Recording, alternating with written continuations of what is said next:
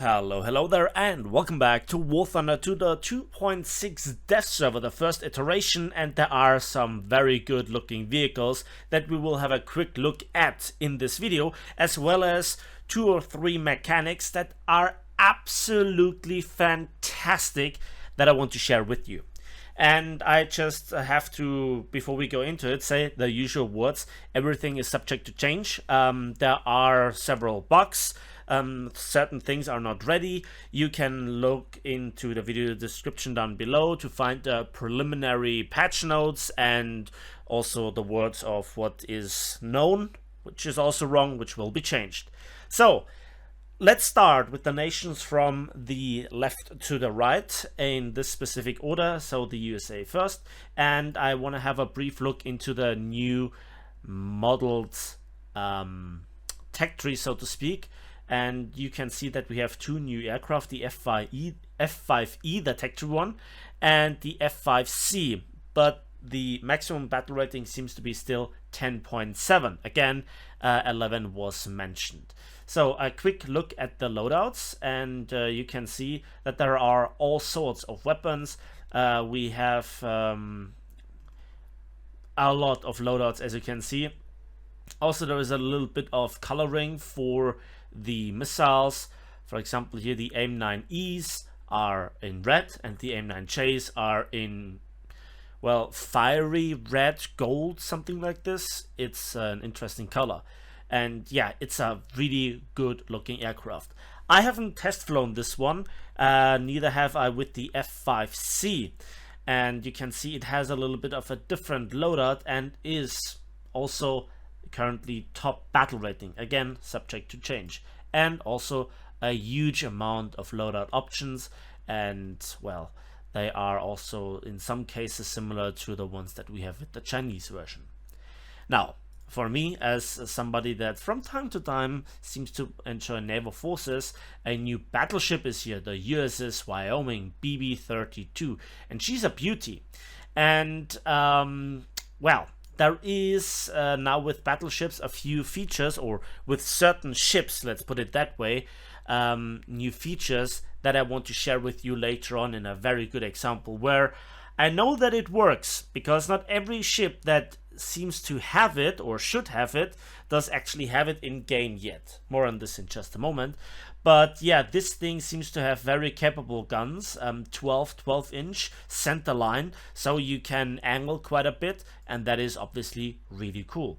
Quick look into the tech tree. Let's show that this comes after the USS Pensacola and not after the North Dakota, which we already have in game, which also got, I think, a new 12-inch Mark 7 APCBC round, which is obviously an advantage.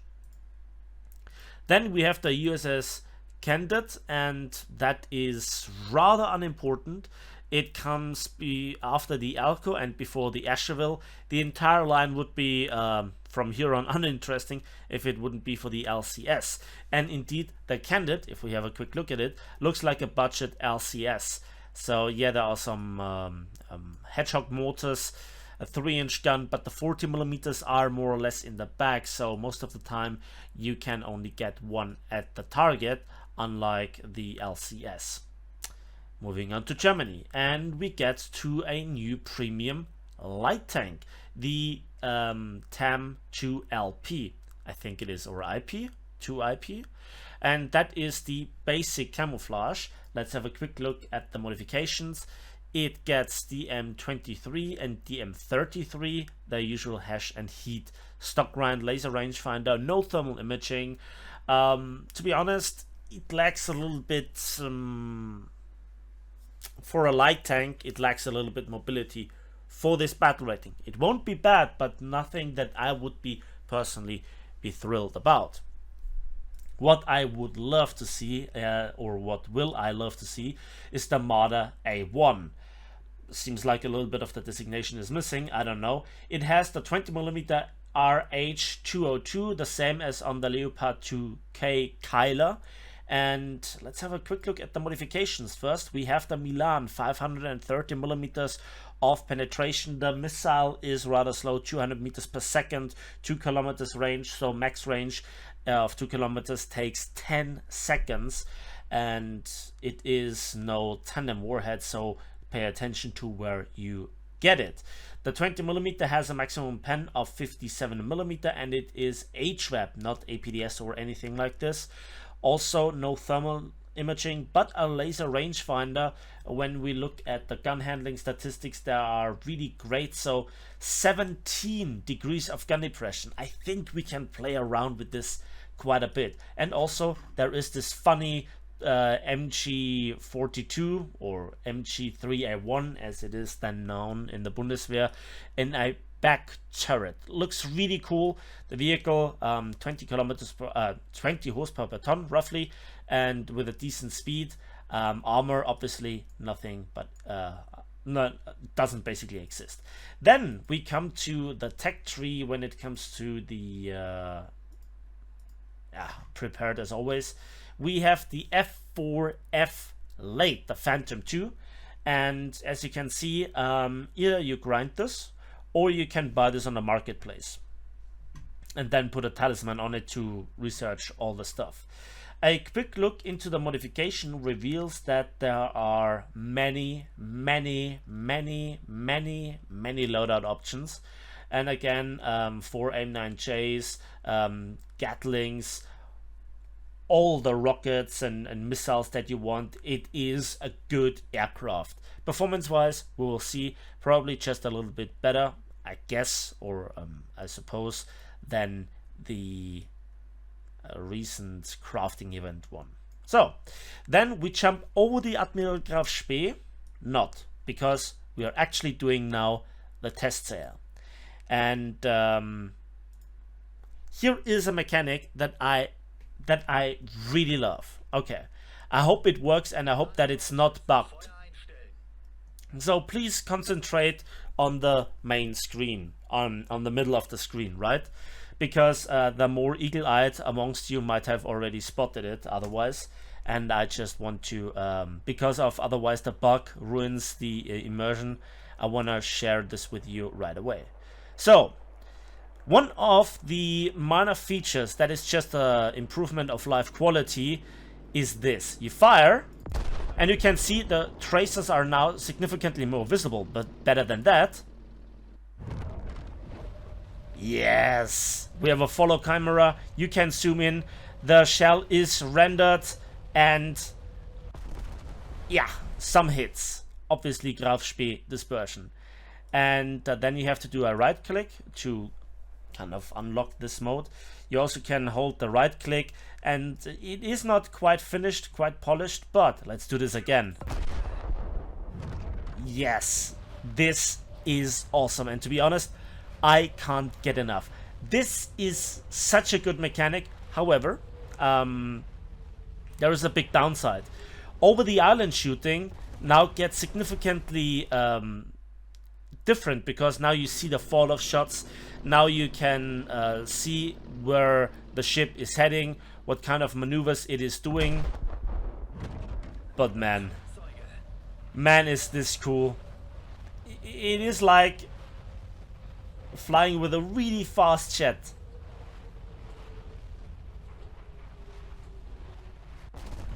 Yeah, Graf Spee dispersion again.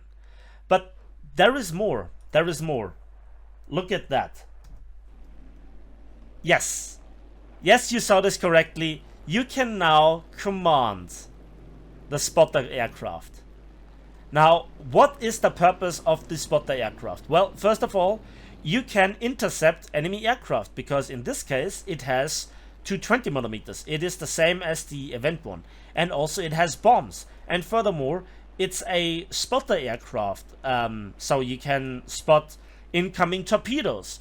You can spot, well, patrol boats around you behind islands, and also you have 2 50-kilogram bombs. They are of limited use, but you have them, right? So this is so cool. This is so fantastic.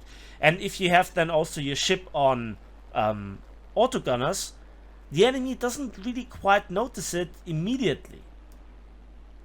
So this is absolutely fantastic, and I cannot wait to use it.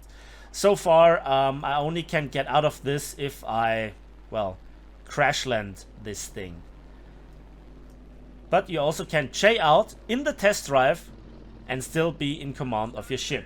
And you immediately can go, well, not quite back into it, and it reloads, right? It reloads, so you don't have just one. So this is fantastic.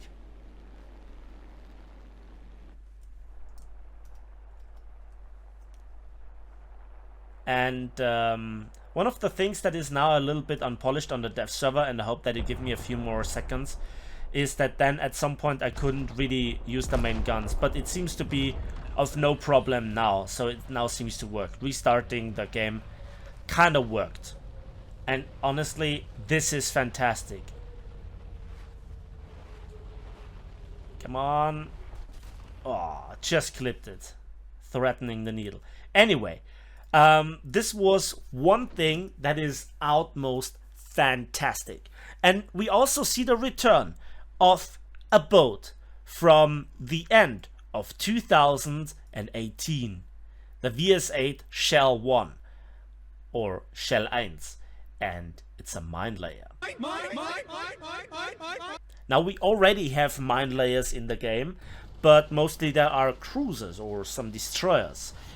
But this one, this will be fantastic, and apparently Gaijin has increased the lifetime of the shell of the mines from, what was it, 2 or 3 minutes to 15 minutes. And hopefully Gaijin will also implement the thing with the various different depths of the mines, and also when they float on the surface, so that even patrol boats could be nuked by them, that you can destroy them if you spot them with gunfire. I hope this gets implemented. I'm not quite sure. I don't think that this was implemented back in 2018, which sounds like yesterday, but it's already approaching 2.5 years now from now, right? It's crazy. Anyway, so this is fantastic. It will be a German premium patrol boat, or from the coastal fleet, of rank 3. However, the Civiline modifier isn't really that great, and well, we will see how it does. The main guns are obviously not great. Then we come to Russia, or the Soviet Union, and we have here the beauty, the MiG-23M. And you can see here those big missiles, and there is a new mechanic that kind of doesn't seem to work yet, where you then can lock on with the radar and also with thermal sights.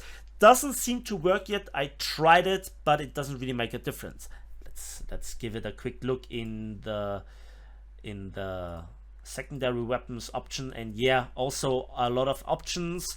You can try to get it in with for CAS, but also RRB, and yeah, when it folds back the wings, it's really cool.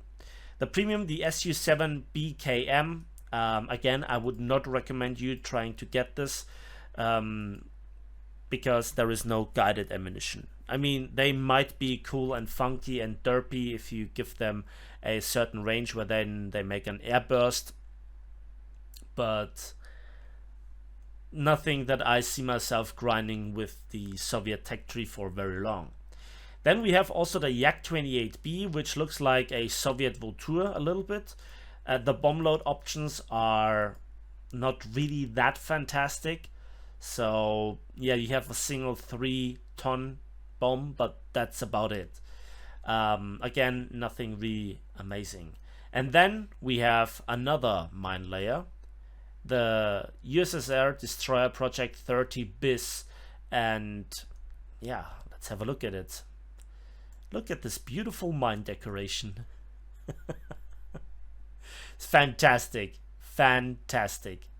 So the ship itself, rather not my thing. For a 4.3, it looks a little bit underwhelming, and for destroyers, you just don't get into positions where mine laying is viable. Rather the exception than the rule. Then let's move on to Great Britain, and we have the Concept 3. Now this is basically a South African Reukert with the 77mm OQF Mark II, and yeah, it looks a bit derpy. The armor, well, nothing too spectacular, and then let's have a quick look at the ammo. The best that you can get is the Shot Mark 8. So not really drastic, but at least we get something with a certain speed. Looks, this is arcade, we have to go to realistic. So yeah, less than 20 horsepower per ton ratio. It's okay, I guess. Then we go to the UK frigate Leopard 4.0, and no, not cool, not cool. Let's be honest here. If you go into the tech tree, this is actually, yeah, next to the Whitby class. It's like the Whitby class with an extra turret. Turret might be decent, but it's far from a Project 159 or Project 35 in its overall capabilities and destruction. So it will be extremely expensive. So then we have a new squadron activity reward, and this time it's a UK cruiser, the HMS Liverpool. Let's have a quick look at it, and yeah, it looks kind of neat. It has some decent armor, some decent AA, but again, as a 5.3, it still will face battleships, and therefore it just simply doesn't have the firepower nor the armor, even though it is rolled cemented armor. No, everything will go right through it. Japan gets now an M47. If you know M47s and you like them, here, have one more. I personally give it a pass, and in the tech tree it is where was it? Here, after the STA3. So yeah. Then we also have a premium P51C11 NT, battle rating 4.0, rank 3, and yeah, that's its default camouflage. So the civil line modifier, not that great. RP modifier, not that great, but it might be for one reason only: the best P51 in game. Are you ready? No secondary loadouts, so nobody's going really ground strafing with it, or should.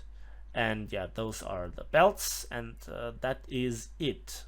Then we go to China, and they have some quite interesting stuff.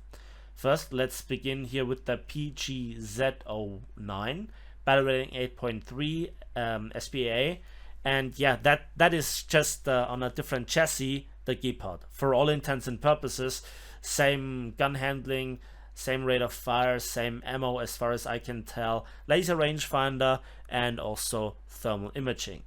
So far, so good. Then the WMA 301. That is basically like the vehicle that I made a video about recently. So when we look into its modifications, yeah, there we have two very interesting shell types. A proximity fuse shell, no, variable, yeah, it is proximity fuse, and rate of fire, gun handling, situational. But what is definitely next to the heat and the hash and the APDS, very interesting, is here a tandem ATGM with 750 millimeters of penetration, and I don't really think it affects the reload time, so that is interesting. We also have thermal imaging and a laser rangefinder, very nice.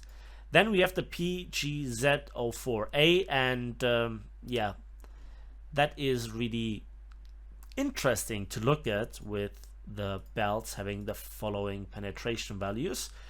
HE has 2 millimeters, good mass velocity, but the AP has 63, so it's a little bit like a budget Tunguska, and also for 80 millimeter HN6 SAMs, which look okay, but they are not really hard hitting, so a helicopter or a plane might actually survive them. And then last but not least, in the Chinese tech tree, the J7E, and it looks alright. And we have, with the main gun, a single 30mm with only 60 rounds.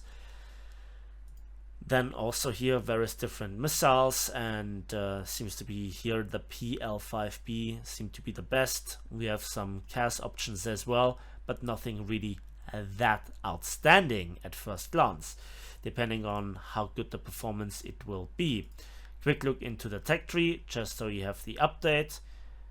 So after the WZ305, this comes. Then we have also this here, and this as the premium.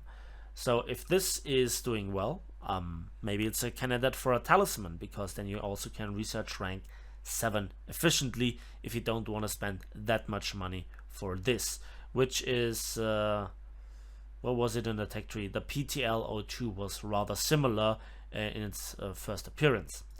Italy. Now, Italy gets the Dado. The Dado is interesting. 9.0, and yeah, it looks a bit like a Type 89, if I'm not mistaken.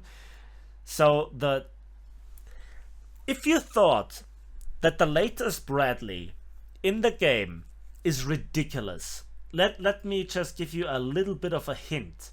You also have the Tau 2B top-down missiles with, I guess, new animations.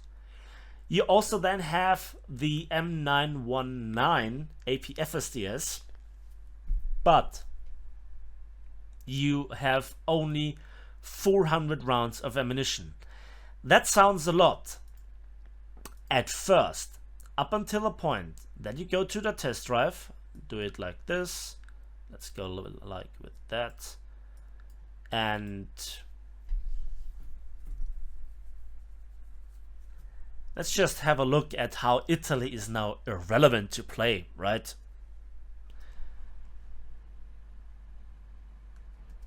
Look at the rate of fire and the zoom. Like, this is some hefty zoom.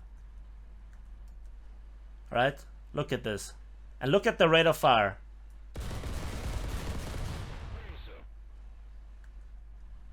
That is quite something, huh?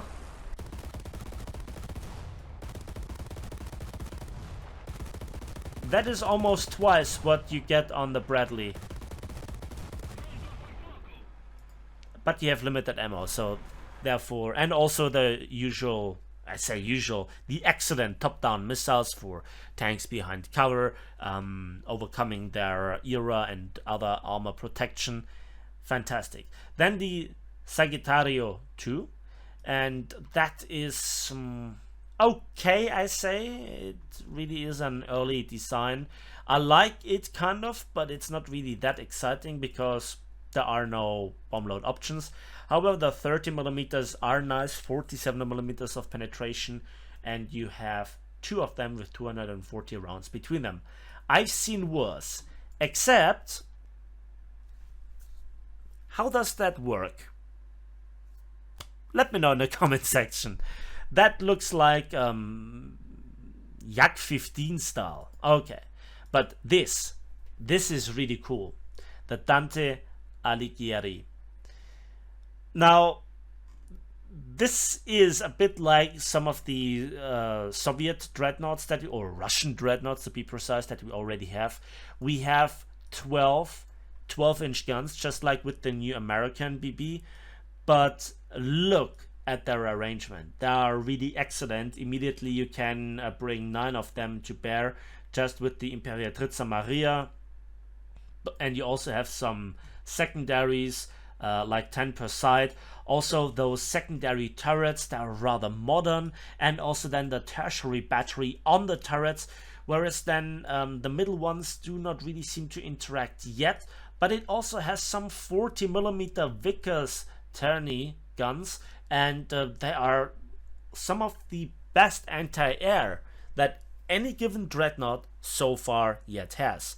The ammunition for this one is obviously it gets stock SAP, not stock HE, but stock SAP. Also, here is a new animation for all of you that can't wait. And it also has some hefty pen with nearly 400, and at 10 kilometers over 200mm with a 31 kilogram hefty bursting charge. So this is really destructive. And here we have the 12-inch APCBC round with over 600mm of penetration, but only just under 6 kilograms of bursting charge. So a lot of pen, limited post-penetration damage effect, and yeah, it is really where you stand with ships. This will be definitely something that I want to check out. The armor looks a little bit weird, but it seems to have some fancy turtleback and a little bit of other bulkhead arrangement, which makes it very difficult to nuke the front and the rearmost turret, whereas then the middle two are a bit more vulnerable. Moving on to France, and we get the E290M, and that thing, well,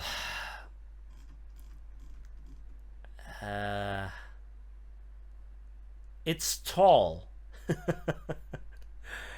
It's tall. I don't think that the radar is yet completely implemented, because if you turn off the radar in test drive, it doesn't fold back in any way, shape or form. I'm not quite even sure if it can. Here is a gap that should allow it to do that. And yeah, the VT1 SAM, 8 of them. Let's have a quick look at the stats, which should be known. So 12 kilometer range and really fast, 1500 meters per second. They're nasty, but there is no secondary weapon, no gun, not even a machine gun, and armor and speed are underwhelming. The horsepower to ton ratio is 10. That's it. That's not really fast for a 10.7. So you can get nuked in your spawn at top tier, but you're very efficient versus everything that flies. Then the MD454-6A, also cool looking, and it's the Mystère 4A, I think that's what it says. And there is something special about it. I'm not quite sure if you can see it, but the rocket pods are actually internal. So part of it, as you can see, the some of the rockets are here extern, but the snaps are internally. You can see this then actually in the test drive. And then to Sweden, and they get more or less the same, the E290M, however here with a different camouflage. And then obviously the premium BF109 G6. The last quote-unquote new mechanic, which now comes from sim battles into RB battles, is the automatic alignment of the gun sight with the rangefinder. Watch this, I'm only pressing the rangefinder, and it automatically goes to the distance with the gun sight, and if I fire, the shell lands exactly where I want it to be.